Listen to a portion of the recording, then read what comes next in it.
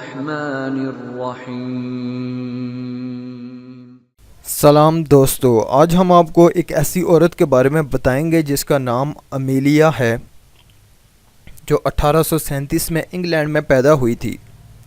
یہ خاتون اخبار میں اشتہار دیا کرتی تھی کہ جس کو اپنے بچے نہیں چاہیے وہ مجھ کو بچے اور پیسے دیں، میں ان کو پالنے کے لیے تیار ہوں۔ اس کو اکثر ان خواتین کے بچے ملتے تھے جن کے بچے شادی سے پہلے مطلب ناجائز طریقے سے ہوا کرتے تھے، تو یہ خاتون ان کے بچے اور پیسے لے کر ان بچوں کو بھوک پر رکھا کرتی تھی تاکہ وہ مر جائیں، اور ان کو افیون دیا کرتی تھی تاکہ وہ رویا نہ کریں، پھر ان کو نہر میں پھینک دیا کرتی تھی۔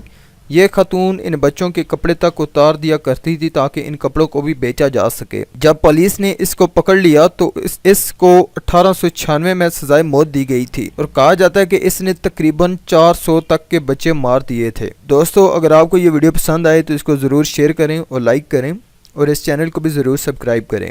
آپ کے تعاون کا شکریہ۔